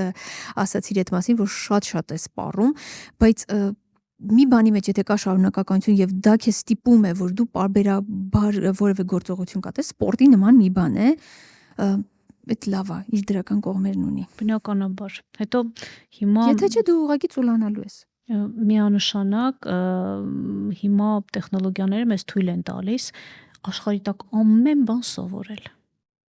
Եթե ժամանակին ես մի քանի օր առաջ տղայիս էի ասում, գիտես որ լեզու էի սովորում, ես չգիտեմ ֆիլմը նայում էի, բառերը ենթադրում էի, թե չգիտեմ ոնց պիտի գրվի այդ անգլերեն բառը, գնում էի թղթից գիրքը, բառարանը բացում էի ու այդ բառը փորձում էի գտնել, դու հիմա ունես անսահման հնարավորություն ցանկացած բառ չեմ ծիտրերի տեսքով, արհեստական բանականության, ամեն ինչ հիմա կարելի է նույն ChatGPT-ին հարցնել ու այդ հեշտացրել է, բայց միևնույն ժամանակ մարդիկ ինձ ավելի աշխատասեր չեն դարձել։ Որովհետև այս ամենը այնքան հեշտ ճանապարհով է մեզ հասանելի, ձգտման խնդիրն է այստեղ, ոչ թե աշխատասիրության։ Երբ որ ձգտում ես մի բան անհասանելի է թվում, այդ պատնեշները հաղթահարելով ես առաջ գնում։ Կարծում եմ, երևի էդ էլ կա։ Հիմա շատ ամեն ինչ շատ հասանելի է։ Մի վայրկյան հետո կարող ես ուզում ես ֆիլմը կարող ես դիտել, ոչ թե, չգիտեմ, ծրագրով նայել շաբաթվա որ օրը, որ ժամին այդ ֆիլմը լինելու։ Թերթերը, մենք դրան են ուզում տանել, Հիմա ամեն ինչ հասանելի է, չգիտեմ։ Ինչ օրես ինչ ժամի պատրաստվում էինք, ամեն բան մի կողմ էինք դնում, որ պիտի հաղորդումը կամ ֆիլմը նայենք։ Հավես էներգիա էր, այո, դա մարդու, դու սպասման մեջ էիր, որ քո կյանք նոր բան պիտի գա։ Իսկ հիմա կա ամեն բան քո աչքի առաջ է։ Անհետաքրքիր է դարձել, որ պիտի ընտրես մի քլիկով որոշում կայացնես, կարելի է այդ ընտրությունն էլ անել։ Շատ ժամանակ օրինակ շահել։ Ոչ թե թողնել, որ ալգորիթմը ընտրի քեզ, այլ դու ընտրես գոնե։ Այո, իրականում մի քիչ բարդ է, որովհետև այդ փուչիկ ալգորիթմները հիմա փուչիկ են մեր շուրջը ստեղծում։ Այս թվում է բոլորը, չգիտեմ, այդ մեր հետաքրքրությունները ամբողջ աշխարհը դրանով է հետաքրքրվում, բայց կա լրիվ զուգահեռ իրականություններ, որ դու նույնիսկ կարող ես չխաչվել դրանց հետ, որտեղ երբեք չես լսել կամ չես հետաքրքրվել։ Դա բացական, իմ կարծիքով, բացական կողմերից է ալգորիթմների։ Այսինքն բաբլի երևույթն է, հա։ Այլ կարծիքի աղջիկները հայկանունելին շատ լավ էս թեմայով խորանում են իրենց էպիզոդների մեջ, նայեք։ Երբ որ դու քո բաբլի մեջ ես, քեզ թվում է էսա եւ վերջ, բայց կա մեկ այլ իրականություն։ Հա, ցավոք սրտի դա կառավարելիության բան է ստեղծում, երևույթ է ստեղծում, այսինքն մարդկանց թվում է դրա համար է ստեղծվել էսա։ Հա, իրականում հա, ոնց որ իմաստը հենց կառավարելի մասաներ ունենալն է, բայց պետքա բան լինել, հետաքրքրվող եւ պրպտող լինել ու լիքույշ բաներով հետաքրքրվել։ Էլի գանք, էլի սովորելու, նոր բաներ սովորել։ Էլի անդրադառնալով նույն շարունակականությանը, էս էլ է, հա, նույն թեմայի շուրջ ենք շրջվում, անընդհատ պտտվում, որովհետև այս իրականությունն էլ, եթե չկա շարունակականություն, եթե չկա պարբերականություն, եթե չկա դիսցիպլինա, նույն սննդային վարքի մասին է խոսքը, ունենում ենք այն արդյունքները, որի մասին որ խոսեցինք նոր։ Եթե ուզում ենք մենք մեր ընտանիքում լինի այս պատկերը, որի մասին որ խոսեցինք, իսկ ինձ թվում է ամեն երկրորդ մարդը հիմա էլ որ լսեն կմոտիվացվեն ու կփորձեն ինչ-որ բաներ փոխել իրենց կյանքում, ամեն երկրորդ մարդը հաստատ ուզում է իր կյանքում ավելի լավը, ձգտում է լավին, հա։ Պարբերականության մասին խոսենք։ Տեսեք, օրինակ մեր իրականությունում շատ խնդրահարույց է այդ սննդի ընտրության հարցը։ Մեր պարագան հասկացանք, արդարացրեցինք մեր ծնողներին ու իսկապես շատ արդարացրեցինք ունենալով մի շարք խնդիրներ տարիներ առաջ, բայց այսօր մենք պետք է մեր երեխաների համար ընտրենք, պետք է, հատուկ եմ օգտագործում այս բառը, պետք է ընտրենք որակյալ սնունդ, որովհետև դեռ իրենք չունեն այդ ընտրության հնարավորությունը։ Այսինքն սա սարքել կենսակերպ, եթե մենք հիմա ընտրենք անցնեն այս ճանապարհը, վաղը սա կլինի իրենց համար բնական ու ճիշտ ճանապարհը ու կդառնա կենսակերպ։ Այս դրա մասին խոսենք, այդ սոցիալական պատասխանատվությանը եւս մեկ անգամ վերադառնալով, ինչքան կարևոր է, չէ, որ մենք մեր երեխաների համար ընտրենք մաքսիմալ մեր ունեցած հնարավորությունների սահմաններում լավագույնը սովորեցնենք իրենց, որովհետև դեռ չունեն իրենք այդ ընտրության հնարավորությունը։ Ամենակարևորը այստեղ մի հատ key factor կամ կարևոր կետ կա, հայտնի խոսք ասում է մի դաստիարակի երեխային, դաստիարակիր ինքդ քեզ։ Ինքը մեկը քո նման է լինելու։ Ոստեղ մենք գալիս ենք մի հատ շատ կարևոր հոգեբանական պահի։ Մենք կարող ենք սարեր շրջել, շուռ տալ, ամենաաշխարհի բոլոր դժվարությունները հաղթահարել, բայց չկարողանանք ինքներս մեզ հաղթել։ Ամենաբարդ խնդիրը ինքդ քեզ հաղթելն է։ Բանը Սողոմոնը իմաստուն, այսպիսի բանը ասում է քաղաքը գրավողից ավելի ուժեղ է ինքն իրեն հաղթողը։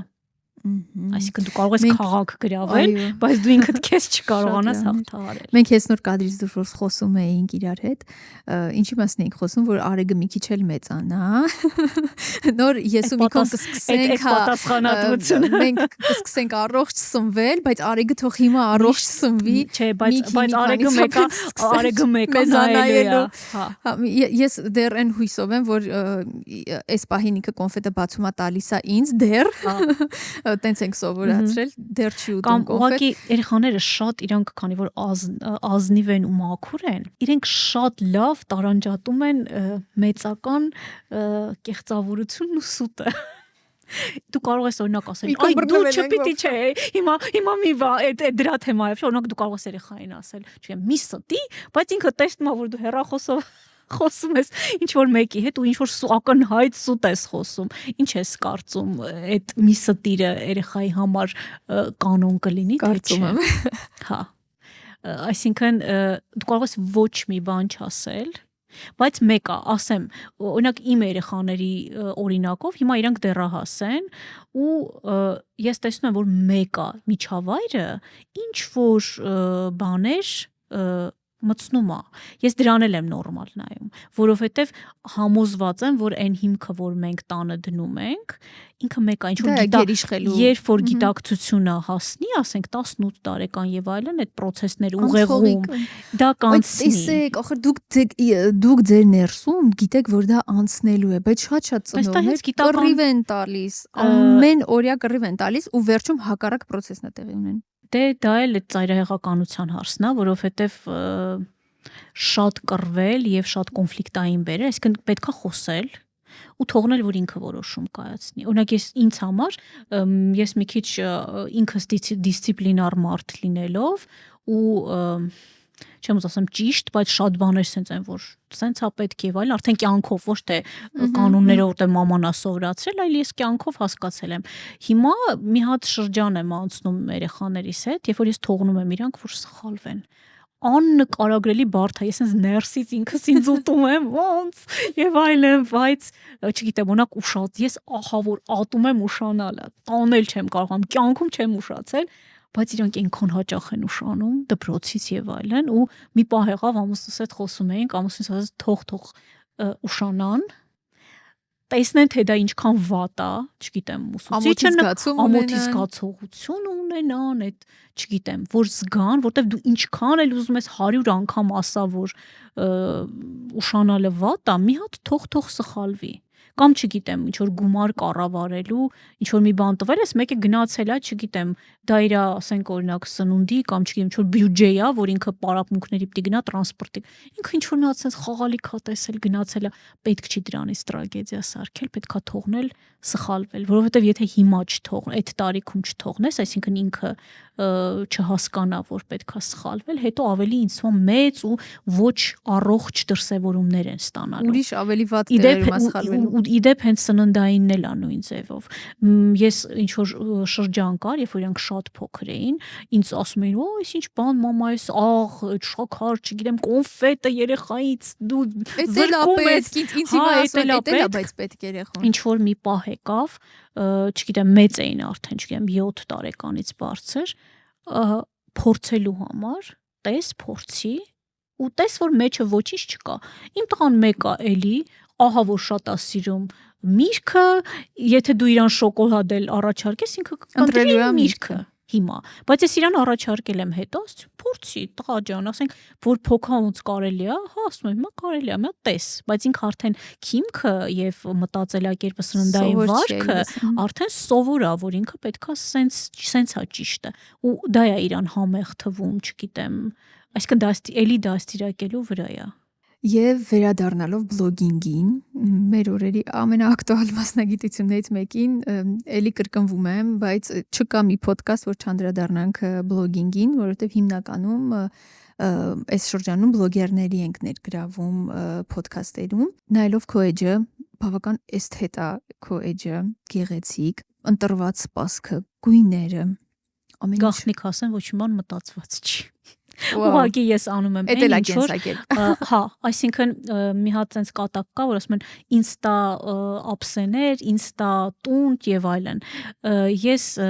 քանի որ բավականին երկար ժամանակ արդեն բլոգ ունեմ, ասեմ, որ այդ շրջանը անցել եմ, այսինքն դու մտածում ես, վայ, կադրի մեջ սա sense սիրուն կդիտվի եւ այլն, հետո ես հասկացա, որ դա անկեղծ չի։ Այսինքն դու այն ինչ որ դուք տեսնում եք կադրում բոլորը տեսնում։ Դա իմ ամենօրյա օգտագործման սպասքն է։ Ոչ թե ես ինչ-որ միտեղ sense դարակում ռեկվիզիտներ եմ պահում, որ այս վիդեոյի երևում է, որ հենց այդ է, բայց շատերի մոտ ես օրինակ դա տեսնում եմ, որ ինքը կյանքում, չգիտեմ, ավոկադո չի օգտագործում, բայց այդ վիդեոյի մեջ ինքը պետք է ավոկադոն ու դու զգում ես, որ ինքը իր համար դա սովորական չի, կամ էս ապսեն ինքը պահել է։ Ես բան չունեմ ասելու, կա օրինակ food բովանդակություն լուրջ, այսինքն պրոֆեսիոնալ կոմերցիոն լուսանկարչություն եւ վիդեոգրաֆիա, որտեղ շատ մտածված են այդ բոլոր դետալները։ Մենք խոսում ենք բլոգինգի մասին, lifestyle կամ կենսակերպի բլոգի մասին, ոչ թե մասնագիտական food content-ի մասին, որ պետք է ունենալ նման ռեկվիզիտ, այո, որովհետեւ շատ կարեւոր է ինչ ես նկարում, ինչ գունայինի մեջ է եւ այլն, դրանք շատ մասնագիտական են արդեն։ Իսկ սովորական կենսակերպում դա ուղղակի երբ որ դառնում է քո կենսակերպը, չեմ քո ապսեներն են, քո միջավայրն է եւ այլն, դա արդեն պետք չի մտածել եւ ես հիմա շատ ուրախ եմ, որ առհասարակ բլոգիկում չած Հայաստան իսո մի տարի հետո բան կլինի, հիմա ամբողջ աշխարհում այդ ռաֆինացված էսթետիկության մերժում կա, որովհետեւ դա ֆեյք է։ Այսինքն ռեալ կյանք են մարդիկ ուզում տեսնեն։ Այդ թեկուս չգիտեմ նկատած կարող է լինես, չգիտեմ ինչ որ կոսմետիկայի օգտագործել sense այդ ոչ թե իդեալական այդ տյուբիկը դրված է եւ այլն, այլ օգտագործված վիճակում է, դա ավելի ռեալ է կյանքին մոտիկ է, դրա համար դա մարդկանց մոտ ավելի էմոցիա ու ներգրավվածության բան է առաջացնում, էմոցիա է առաջացնում, քան ինչ որ sense գեղեցիկ ու իդեպ կոմպլեքսներն էլ են դրանից գալիս։ Մարդիկ նայում են այդ իդեալական ինչ որ կերպարներին, բայց դա ուղղակի դրված է նկարելու համար, ոչ թե դա օգտագործման։ Այդ պահին ամեն ինչ արվել է, որ սիրուն կադր լինի։ Ու ես հիմա էլ նույն ոչ թե այդ մարդու կյանքն է դա։ Հա, այն ինչ որ հիմա ասենք food վիդեոների մեջ նկարում եմ եւ այլն, փորձում այդ բնականության, ոչ թե sense կա, sense ծաղիկներ, չգիտեմ, շատ այդ ամենը կա։ Ես ուրիշ բան եմ ուզում ասել։ Ես այս տենդենսի մասին եմ, որ շատ լավ է, որ այդ չափ հիպեր էսթետիկության բանը տենդենսը վերանում է։ Հա, շատ լավ է։ Բնականության ես տեսնում եմ այդ բնականությունը, անկեղծությունը, այդ ամենը երևում է քո էջում։ Ես էսթետիկայի մասով խոսում եմ այնտեղ ընտրված ճիշտ հայկական երաժշտություն, հա, որևէ։ Այդ ես դրան ուշադրություն եմ դարձնում։ Ճիշտ բովանդակություն, գեղեցիկ ընտրված բովանդակություն, ճիշտ այն իմաստով, որ տվյալ նյութին համապատասխան նյութը բացող կամ մեկ այլ թեմա բերել, կապել շատ հետաքրքիր կերպով։ Այսինքն այս ամենի մեջ կա գրագիտություն ու վստահ եմ ժամանակի միջով անցնելով ես հասել ես կետին։ Այն մարդիկ, ովքեր որ ուզում են նոր սկսել, փորձենք մի քանի խորհուրդ տալ իրենց։ Նոր մի քիչ առաջ ասացիր, որ բլոգինգը ամենաակտուալ մասնագիտություններից է։ Ես մի հատ փոքրիկ sense նկատառում անեմ, բլոգինգը ինքնաարտահայտման ձև է, բայց որպես մասնագիտություն, այսինքն դու ինչ որ բանի մեջ պետքա էքսպերտ լինես, նոր բլոգ վարես։ Ու շատ հաճախ այս բանը միջակ բլոգերի հիմա բայց մենք Լիլիթ Մուրադյանի հետ հենց այդ էինք խոսում, որ դու ցանկացած միջավայրում ցանկացած մասնագիտություն երբ որ ստանում ես, սկզբում ինչ որ մի սկսնակ ես, հա, հետո ես դառնում այդ հասնում ինչ որ։ Ես նկատնեի, որ բլոգինգը կա, օրինակ իրավաբանը որոշում է բլոգեր դառնա։ Իր բլոգը իրավաբանության մասին է, բայց ինքը պետք է իրավաբան լինի, չէ, որ կարողանա լավ, որտեվ բլոգինգ, հա, կան որոշակի հմտություններ բլոգինգի մեջ։ Այսինքն մի բանի մասնագետ պետք է լինել, հետո նոր բլոգ։ Ու հիմա ես նայում եմ, տեսնում եմ մարդիկ անբովանդակ են, ոչ մի բան, ոչ նորմալ պատրաստում են, բայց ֆուդ բլոգ է վարում, բայց պատրաստել չգիտի, ես տեսնում եմ կադրում, չգիտեմ, անհամատեղելի ինչ որ բաներ է իրար հետ խառնում կամ լավ չի պատրաստում։ Մի խոսքով բլոգով կամ չգիտեմ խոսում է օրինակի համար հիմա շատ ակտուալ է հայկական միջավայրում այդ կյանքի ինչ որ մի ժամանակ աֆորիզմներ էին բոլորը խելոք Երևանու համար աֆորիզմներ էին գրում Facebook-ում հիմա տենց ինչ որ կյանքի դասեր են բանան բայց ասենք չգիտեմ 20 տարեկան երեխա չունեցող ինչ որ բլոգեր երեխեքին դաստիարակելու մասին ինչ որ վիդեո ինչ որ շատ այնց կարկառուն միտք որ գուցե թարգմանել է անգլերենից ինչ որ կոնտենտ է TikTok-ում կամ չգիտեմ որտեղ տեսել թարգմանում ու դու զգում ես որ ինքը չի դա առաջինը իր միտքը չի իդեպ շատ կարևոր դա իր միտքը չի երկրորդը մեր իրականությունից կտրված է որովհետև դա ակտուալ է չգիտեմ ինչ որ Ամերիկայում որտեղ կա այնտեղ ինչ որ էս խնդիրը բայց Հայաստանում այդ խնդիրը չկա կամ ակտուալ չի մեր հասարակության համար ինքը տենց կրկնում է թարգմանում է կամ բառ առ բառ կամ ինչ որ փոխած այն նման կոնտենտ այսինքն մարդը պետքա բովանդակություն ունենա ինչ որ ասելիք ունենա նոր բլոգինգով զբաղվի Չնայած հիմա շատ ակտուալ է ոչինչի մասին կոնտենտ սարքել ու ցավոք սրտի դա շատ ավելի մեծ աուդիտորիա է ներգրավում, դիտումները նայում ես, ապշում ես, ինչ որ տափակ հումորներ, գռեհկություն, շատ հաճախ վատ արժեքների պրոպագանդում, բայց տենց երևի նորմալ է։ Վատը միշտ ավելի լավ է տարածվում։ Բոլոր ոլորտներում է այդպես։ Դրա համար Ինչ արած պետք է լավ բովանդակությամբ երևի պետքա փորձել գոնե այդ ֆոնը։ Պետք է հույսը դնել, այո, որակյալ բլոգինգի վրա։ Բայց մենակ մեկը իրենք ավելի viral կամ բան են, վիրուսային են տարածվում։ Այդ վիրուս բառը, այդ վիրուսը ինչքան արագ է տարածվում։ Շատ։ Դրա համար էդ էլ ընտրության հարց։ Որտեղ հեշտ է։ Այո, հեշտ եւ արագ դյուրամարս։ Ինչևէ ես շնորհակալ եմ որ գոյություն ունի ձեր կոնտենտը մեր իրականությունում առաջինը մեր աչքն է տեսնում աչքի համար շատ հաճելի եւ էսթետիկ երկրորդը բովանդակալի երրորդը ամենակարևորը առաջարկվում է բարձրորակ երաժշտություն եւ շատ տեղին հատկապես ոսպով ապուրը մեր տանը արդեն ավանդույթ է դարձել քինոա բլյուզ ոսպ մենք շատ սիրում ենք այդ տարբերակը ոսպով ապուրի շատ ուրախ եմ որ կիրառելի է օգտվում եմ այսինքն կիրառելի մի խոսքով շատ օգտակար էջ է ինչի համար շատ մերսի Այն տարած աշխատանքը որ կա, իմացեք որ շատ շատերի կյանք է մտնում ու օգուտ տալիս մարդկանց։ Իրականում էս բլոգի ամբողջ իմաստը հենց այդ է, ինձ տաքացնում է այդ միտքը, որ թեկուզ փոքր ինչ որ ձևով մարդկանց ինֆորմացիայի կամ ինչ որ լավ բաների պրոպագանդայով կարող են իրենց կյանքում ինչ որ լավ փոփոխություններ լինել։ Գորգն ամել, ինչ է սա տախնիկները բաց։ Կարպետ սիրուն, կարակ հետո բանանեք։ Հետո շատ մտքեր ունենք։ Հա, բայց շատ հավես է իրական մտերմիկ, ոնց որ մեկի տանը նստած լինես։ Փեփրոնեի հետ առերեսվել սուր իրականությունում ու չխոսել թթխմորի մասին։ Ինձ թվում է դա էտել ես դու սարքել արվեստ թթխմորով հացը, թե ոնց ես նախշազարդում, ինչ գեղեցկությամբ ես մատուցում, ձեր տանը քիրա որ ես իրականում ընդամենը 1.5 տարի է որ հենց թթխմորով հաց վաղուց երբ որ հավես էի ունենում թխում էի, բայց թթխմորը դա մի հատ լրիվ առանձին հետաքրքիր աշխարհ է։ Այ բացիր մեր առաջ էս աշխարհը։ Ուրեմն նախ այդ առողջ ծննդի կոնցեպտի մեջ է ինքը մտնում, որովհետև դրա բնական պրեբիոտիկներ ու եւ այլն, այսինքն երբ որ դու տանը քո թխած հացն ես օգտագործում, դա լրիվ այլ է, մի տարբերություն գնված, չգիտեմ, տրոժով կամ նույնիսկ բարելավիչներով։ Շատ իրականում ակտուալ թեմա է, որովհետև շատերը չեն բանում, դե հացը, բայց թթխմորով հացը դա լրիվ այլ առողջական նշանակություն ունի։ Մեր նախնիները հենց թթխմորով հաց են կերել։ Այո, եւ բնական պրեբիոտիկներով է հարուստ։ Ես նաև սիրում եմ ինչ-որ ամբողջահատիկ ալյուրով սարքել, ինչ-որ սերմեր ավելացնել եւ այլն, ու շատ ուրախ եմ, որ թթխմորը իմ կյանքում հայտնվեց։ Այն օրվանից, երբ որ ես սկսեցի թխել, արդեն ես հաց չեմ գնում եւ շատ ուրախ եմ, որ իմ ընտանիքի համար։ Ինչ բարբերականությամբ ես թխում։ 2-3 օրը մեկ։ Թթխմորը նախ երևի շատերը կարող չիմանան, բացատրենք ինչա, ուղղակի պատրաստվում է ալյուրից եւ ջրից։ Որոշակի ժամանակ դու անընդհատ ասում ենք կերակրել, այո, ջուր եւ ալյուր ես ավելացնում, մինչեւ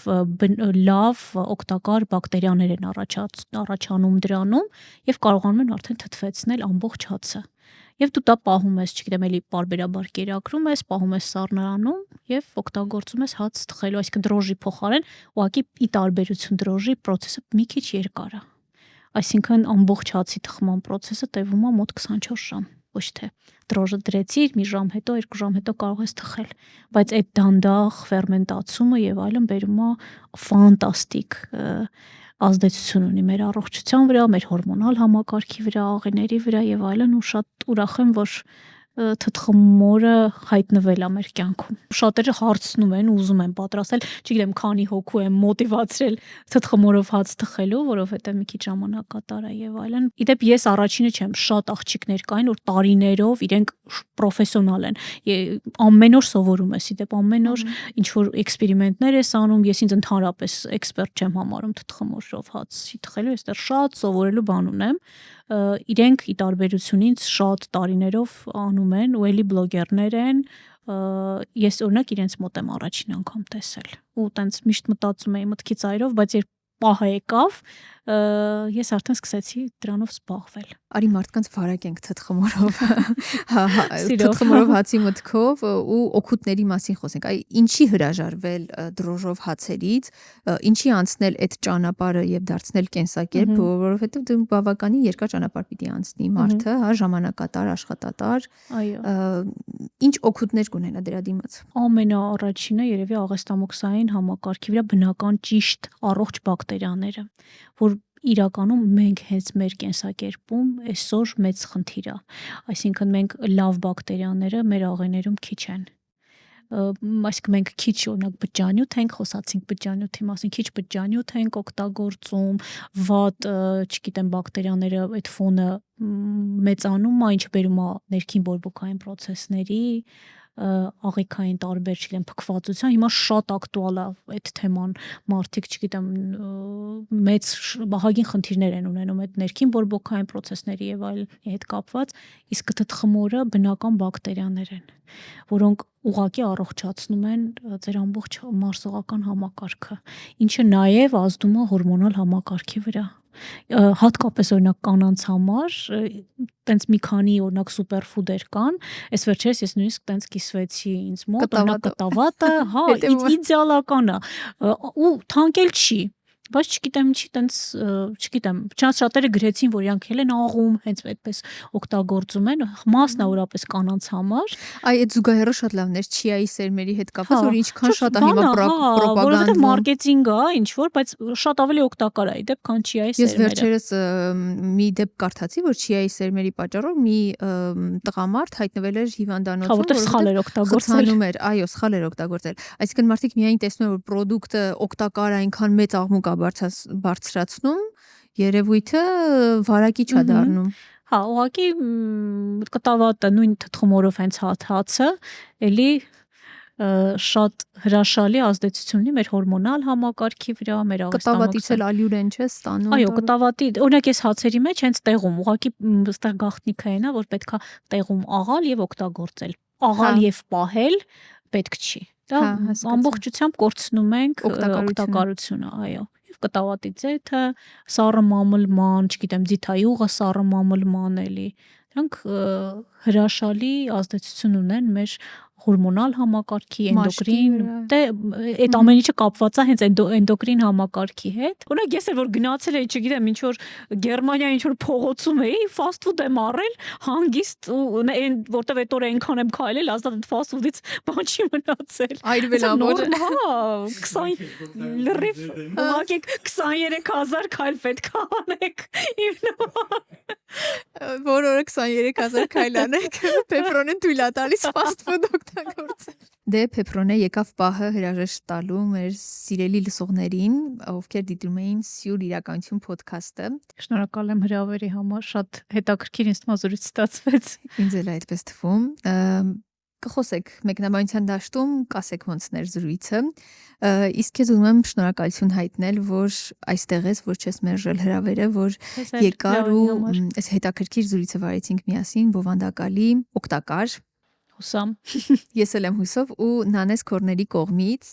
շնորհակալ քեզ Դե ինչ, իսկ ինձ մնում է հիշեցնել, որ դուք դիտում եք Սյուր իրականություն ոդքասթն, իսկ այն իրական է դառնում Էկոր ստուդիոյի օգնությամբ։ Խնդրում եմ բաժանորդագրվեք Էկոր ստուդիոյի YouTube-յան ալիքին, լայքեք, մեկնաբանեք, կիսվեք։ Այսքանը։ Ես Լիլան եմ, լավ եղեք։ Podcast-ի գործընկեր Stella Beauty Bar